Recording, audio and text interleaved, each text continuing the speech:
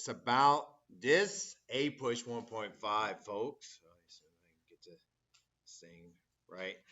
Is about the quiz tomorrow, like that. Now, what I'll do with Americana, I was just telling, the lovely, Dina here that like what I'll probably do is probably be working on a little bit at Witherspoon some of the questions, particularly, and I'll be like, I kind of like that, or kind of like some of the choices. But this will give you advantage for tomorrow because I do not like to waste your time, as I was trying to say before. That if there's some of the things I'm going to go over today, I'm not going to cover in class tomorrow, but it's going to be needed for the quiz, like that. So that's why I always say that like it's important to get this kind of like 30 minutes, either come here in person or like listen to it. And I think some people just kind of like take a little like, oh well, it's just nothing. It's just like 30 minutes and everything, so I don't need that or whatever. And I'm so glad that you guys are here. Go ahead. Okay, so the chapter 17 part 2 IDs, are any of those concepts going to be on the quiz tomorrow? Or is it No, just part they're one? not. Okay. Great. All right. Yes, They're I not. understand. Okay. Thank you. Okay. All right. Flute section. Horns. So, general idea here about this, about the politics, because there's a lot of details. General big idea is that this is the time of the Republican presidents and the no name presidents. There's only one Democratic president, and that is Grover Cleveland. That's all you need to kind of remember. But even then, there was a lot of commonality between the Democrats and the Republicans at this time during the Gilded Age. They were both pro business, pretty conservative.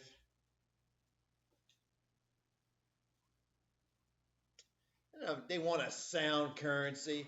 We will talk more about the Sherman Civil Purchase Act, the Bland Allison Act, all those like currencies on Tuesday. All right, so tomorrow is not so much about the currency situation or the money situations tomorrow. So talking about like all those Sherman Civil Purchase Act, bimetallism, monometallism, that'll probably be more on Tuesday. With popular, the rise of populism. They That's a good thing. Solid currency. They wanted solid currency or sound currency in a way, meaning that what? When I say sound currency, what does that mean? Gold. No, yeah, well, gold and silver, but preferably gold, like that. So, but you're right. They let some silver in on here, so like that, but they did not. They prefer to try to keep it off as much as possible. So some of those things: pro business, conservative, sound currency. What else, Mary? Did you have a question? Did you want clarification? So you said populism will be on next Tuesday's quiz. Yes. All right, because that's going to be the rise. They come from the Greenback Labor Party, the kind of Farmers Alliance Party. Just a little preview for Tuesday, and you still got to notice there's a lot of stuff here in the Gilded Age. A lot of things going on in here. Why is that? Why are there a lot of things going on in the Gilded Age? You should critically think a little bit. Why is that in the Gilded Age? Why not like before? Why there's so much stuff here that just seems like that's going on in parallel? We've broken it up in probably about 4 or 5 sections. Why is that? Mass innovation, mass business connecting the United States through literature. That's probably the operative word. Like mass business, mass immigration, mass urbanization, mass inventions. That's probably the operative thing that's going on right now. So about that. So that's why you get this, kind of all these parallel things that's going on here. There's a lot of things, details I will talk about today that I'm going to tell you that you really don't have to remember per se, but you do need to connect the dots and remember some of these things that I'm going to be talking about, these kind of political factions. I do want to say something else. One other ingredient before I get to Delena's question or maybe clarification is that they're also all hands off. And what is the French word? Laissez faire. So that kind of goes along with them being pro business. Right? So these are the big general terms here. And here's another general trend. Republicans will control the Senate, Democrats after 1874 will control the House for the most part. And you got one time in 1890, that's an exception. You don't have to know that. You don't have to know that really. 1890 is the exception, but 1874 is kind of like when the Democrats, gain a majority back in the House, and they're kind of really going to dominate the House. Republicans are going to dominate the Senate. Okay? So, go ahead. Yes, that's the main thing to remember. So you're already thinking today, just imagine, the modern Republican Party kind of controlling or dominating, like, really two branches of government for about, really approximately 35 years, for the most part. And that's what's happening here. And that's why you get all those characteristics in this time. All right. Now, I did say this is the era of good stealings, and I'm going to talk about that. But the problem is here, I want you to think again, is that I think a lot of times that Grant is thrown into this era of good stealings. Why is Grant thrown in that? Why is Grant, who is I consider one of the top like three presidents, in my opinion, most historians will put him down probably now in the last 20 years in the top 30. He used to be in the bottom 10. But why is Grant for like, over about 100 years or 120 years is considered like, really a bad president here? So, Alina, this is true. There are scandals and corruptions, but I think there's something else here too, if you can dig a little bit deeper, because that's kind of the easy, low hanging fruit, which is true. It's true. You could definitely say that. Kind of want you to dig a little bit deeper why I'm kind of a little bit apprehensive about throwing in Grant into these like, bad presidents list for most of like, really the time of US history. Yeah, also I know the Panic of 1869. 1873. Or oh, Yeah, you are all true. Maybe dig a little bit deeper about Grant in history like that. Why is he kind of was for the most part of history was seen as like, oh well, Grant was just a bad president. Grant was a bad president. Well, Grant's a bad president like that. Yeah, he might have been a pretty good Union general, but Grant was just a terrible president. You know that, right? And it's pretty much accepted kind of out here until the last 20, 25 years when the historian says, not really at all. Like again, Grant was a bad president. So what was going on? And I talked about this a little bit before. Akash? Right, he's seen as that like that, but again, you got to be a little bit deeper in here. So go ahead, Mary. wasn't it like a lot of people didn't like him because of like the credible lawyer scandal? You're all correct about that, but I want to say I want you to think about this. Think Civil War. Reconstruction? Oh, because he continued military reconstruction? Or he was the end of Reconstruction? Well, he was doing Reconstruction, but why is he kind of demonized for the first like 120 years of being doing?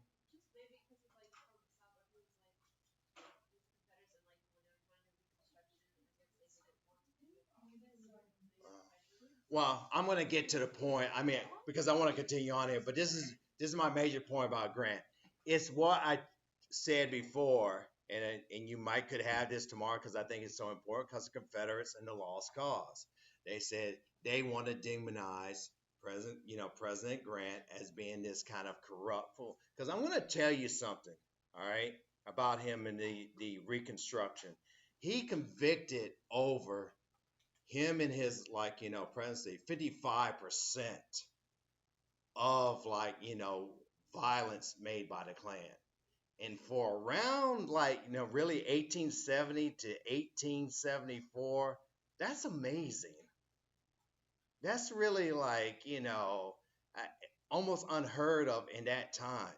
He had an attorney general, this guy named Ackerman, and he was from Georgia, but he prosecuted many people that caused like a lot of like violence against the freedmen. He had over 6,000 convictions with the 1871 KKK Act, not just an enforcement act. Well, that act was declared unconstitutional by the Supreme Court, that KKK Act. He wanted to prosecute 72 people in the Colfax massacre. And just to give you a little bit, not to make anybody feel bad in here, that, that's when they was like burning down the house that the African Americans and some whites were holding out in. And they said surrender. And then on the way to going to surrender to the other place they were going to hold them, they were shot. Some of them disemboweled and thrown in ditches. He prosecuted 72 of them, overturned by the Supreme Court. All right. Most people say in his first term, very successful, and then how he kind of prosecuted Clinton. So it just always makes me wonder, and it made historians wonder the past 20 or 25 years. And I'm talking about just, they're not really historians on one side or the other, well, why is Grant so the worst president? And don't worry if you ask your parents, corruption, scandals, he's terrible. He's a good Union general. They might say that, but he's definitely not a good president. Now, what scandal was Grant directly involved in himself? Was there any? No, but he was not. I'm sorry. You probably didn't understand the question. My bad. He was never himself involved in any scandal. And by the way, Democrats, if you control the House, you control, if you know of today, charges of impeachment. Do you think they always try to charge Grant with some type of impeachable offense? Yes, but they couldn't, because there's really no high crime misdemeanor. The only thing they probably could try to get him on was that, well, he did miss a lot of days. He wasn't in the presidential mansion, the White House, for so many days in Washington. So maybe we can get him on that, because Grant is not like that. He is not in someone that would say he could recognize. He's a little bit naive. He could recognize a direct bribe, but he could not recognize when his vice president, Shula Colfax, says, well, credit Mobier, I'm investing in that. And Grant, that sounds pretty good. You think, we can make some money? Yeah, we got a contract with them. But he did not invest into it. But he says he just kind of thinking that everything was going on all right. A little bit naive. He is not a good business person, does not have good business sense. So that's why Grant is really taken advantage of. There's a Belknap scandal. There's a whiskey ring scandal. It's not so much that you know the details about all these scandals. I do not want you to know all the details about each and every one. I will talk about one because the one that's probably most confusing in a way is the Credit Mobier scandal. But I want to clear this up about Grant, but I'm pretty sure if you guys took a couple of minutes, you see how he really was trying to do things in Force and South, but he's then demonized as this buffoon, this kind of guy that was corrupt himself. He is not. No, there's nothing about him that said that he is corruptible himself. And now he is loyal. He did not want Shula Colfax. He did not want his secretary of the war, Mr. Belknap, to retire. He wanted to say, hey, you can stay on. He was loyal maybe to a fault too in that way, but he was not trying to cover up anything. That's just Grant. And he probably appointed too many military people, into it, in the court, and not the best, political people. You don't need that. Let me talk about Credit Mobier because it's always confusing. I don't understand, all right, in a way. And don't worry, a lot of people don't understand. Basically, it was this. The Union, all right, Pacific here, so Union Railroad was financed by a company called Credit Mobier. Well, how does Credit Mobier earn their money? They buy the stock in Union Pacific and sell it at higher dividends and returns. And who is owning a lot of stock and buying the stock? Congressmen. who is granting the Union Pacific, like, land and money? The government. You kind of see the circular kind of thing that's going on here in a way. I know it's confusing. It's like you create a company to finance it. They finance it by buying stock at par value and then selling it at a higher value than it really is worth. It's like overvalued. They make the money. Congressmen make the money. Congressmen keep on. Why would congressmen keep on like investing to Union Pacific and keep on doubling their money? Thank you. You just make more money by doing that. And it really was a big scandal that led up all the way to the vice president. And again, I'm going to tell you this right now. This scandal started, I don't know if you know this, that the Credit Mobilier was started before Grant came into office. Grant comes into office in 1869. Another thing that everybody starts saying, oh, Credit Mobilier. Like, that was going on before Grant really became president. I know people will love to, of course, you just ask around people on the street how was Grant as president, they're gonna say he was bad, you know. Right. I know they probably would say that too, even though he was trying to effectively, really deal with Reconstruction. Now, okay, and Grant was also dealing with some other wings in his party. Now we're gonna talk about the other wings in the Republican Party. He was not a radical Republican, but he also was not a liberal Republican like Horace Greeley, who was the editor for the New York Tribune. And yes, So would he be considered a moderate? no, he's more of a what we call even back then a liberal Republican slash Democrat acting. Democrat acting. So he was saying we need to move out of the South, take the Union troops out, the federal troops. Let me correct myself again. Federal troops out of the South. More worried about things that's going on into the city. A little bit more forgiving to the immigrants. Sounds like the Democrats, but he's supposed to be Republican. If it wasn't for his early demise and death, he might have raised a little bit more ruckus in here. Right? So Republicans are beginning to splinter, and they keep on splintering. Rutherford B. Hayes, Garfield comes after like him, and he's killed in 1881. So Garfield's killed in 18. He was assassinated. Right now, he is assassinated by this guy Gautier, and he says, "Don't you don't have to remember this assassin's name." His motive was he often said that like, "Well, President Garfield promised me a job."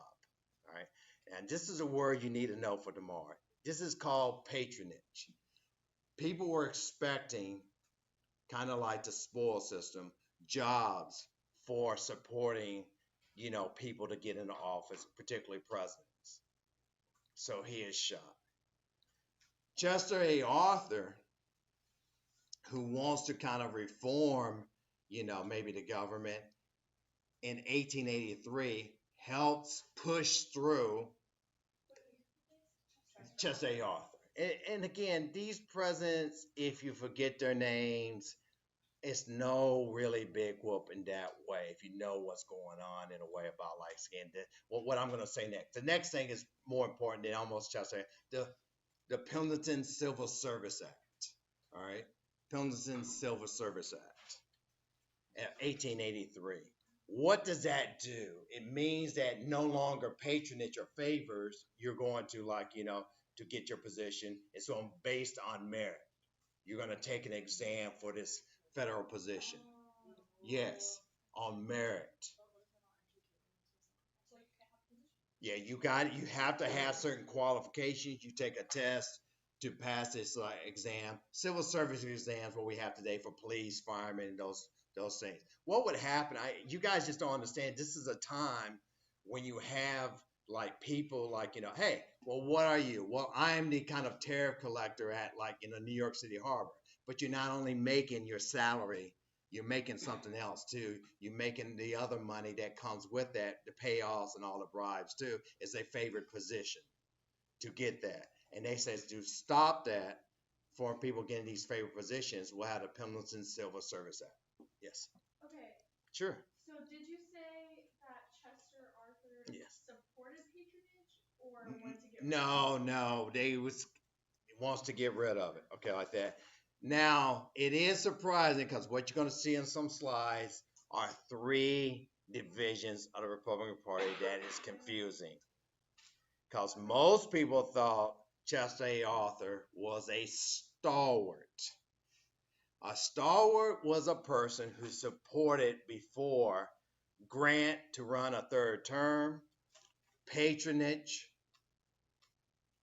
those types of things here that they kind of support patronage and like Grant, the traditional ways in there. Now, and don't worry about me mentioning names. You'll see some of them in the slides and the reading too as well. You have to know the three types of Republicans for those. You do, because I think it's because I might put them together, but I'm not.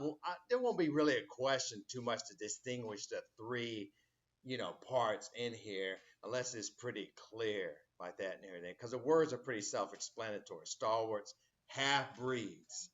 James G. Blaine believed that there should be some civil service reform. Uh, Republicans should stop other types of corruptions. And what I'm going to use three words here that goes along with patronage. Three words in here. Nepotism, cronyism, along with patronage. And nepotism is about family members being hooked up. Cronyism is like your friends. It's basically the same thing of patronage. We need to stop that as a half breed. Now, finally, the one that's kind of like has the Indian connotation is the mugwumps. All you need to remember is those are Republicans that really voted for Grover Cleveland in 1884 and 1892. So those are the ones that kind of like different on. I'm trying not to concentrate too much on that tomorrow to kind of distinguish all the three. It's just I want you to be familiar with how the Republican Party is kind of splintering up here during the Gilded Age about who to support and what to do in this time of corruption. Because people are really looking at. Because I'm going to give you legislation just as an example. Uh, the Interstate, Commerce Commission, it's created in 1886, and the Interstate Commerce Act comes out in 1887, and they get rid of really pools and holding companies. Holding companies will have like these companies stocks and like they in a lot of these companies, and they were kind of like kind of hold off like really like anything like supplies, prices, and it has some kind of controlling. And you know what pooling is too as well. Just other types of they're just really basically similar to trust and monopolies and eliminate competition. And the Interstate Commerce Act was passed for that. So people are looking for that, and that's why people like James G. Blaine from Maine, our man from Maine, James G. Blaine, was doing that. People like, Roscoe Conklin, you think like the traditional people they thought like Grover Cleveland was the stalwarts, the traditional people. I know it's confusing. I know just like looking at those words here, but I'm just trying to tell you, trying to give you the trends. And what they would do, 1890, is Benjamin Harris is elected in 1888. He's a Republican, and it kind of splits the time between Grover Cleveland. 1890, Republicans take back the House, and they call it the $1 billion Congress because what they will do with that money is start giving more pensions, increasing the pensions for the Grand Army of the Republic. Those are the what veterans of what war? The Civil War. So they start doing that. They raise a tariff in here. All right, the McKinley tariff. They raise a tariff. They actually pass again, a coinage act called the Sherman Civil Purchase Act. But I'm not going to concentrate as much of that as the $1 billion Congress.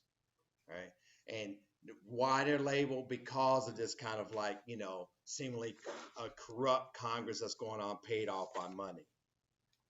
Right. So they gave more money to Union Civil War veterans, Yes. and they said they raised the McKinley tariff to fund that. Yes, but they're really generating a surplus. That's why they call it a $1 billion Congress, surplus may not have accumulated to $1 billion, but that's what you call them because they were so rich. Why does the government have so much money in surplus? I know that's kind of foreign for today because the government's so much in debt, but what are they doing with this money? And really, they're saying they're paying off their friends. They're actually, taking care of political machines and different things. I'll talk about that as I'll try to get to that as much as possible as getting through the politics here. Elections were very volatile. 1866, I'm sorry, 1868, my apologies, get my years confused here. You had an election between Johnson and Grant, and Andrew Johnson was like going through the swing around the circle, kind of circle through the states, trying to like drum up support. Well, the Union people and all the people, Republicans, were waving the bloody shirt. Well, what does that mean, waving the bloody shirt? It means to say, here's the sacrifice we made in the Civil War. The Confederates are treasonous traitors. You know, very popular notion at that time, given about 10 years. So it's a very popular notion. Wasn't that like 2 weeks ago? What's that? The bloody shirt thing. Yes, yes, you did have an idea on that about waving the bloody shirt. Like, and it's kind of again the kind of term used to kind of like make people feel like maybe one party was not loyal, they were cowardly during the war, so you waved a bloody shirt, and they would literally wave a shirt that's red or maybe stained in blood at certain conventions or certain parades. They would carry around this kind of bloody shirt and say like, "Well, look what we sacrificed," and then very effective, at that time. Yes. Okay, going Sure. back to what you said a Yeah. little bit Hmm. ago, so you were talking about the $1 billion Congress. Yes, in When 1890. in 1890, Yes. where Republicans took the House back. So they were corrupt and they were like giving money to. Yeah, they're giving money and favors back again to the people that like support, especially the Civil War veterans, the Grand Army Republic. They were generating even more money by raising the tariff.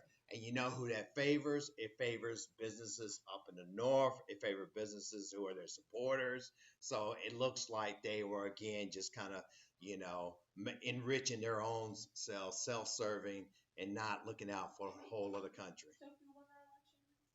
The Republicans did in No, 1899. well, the president.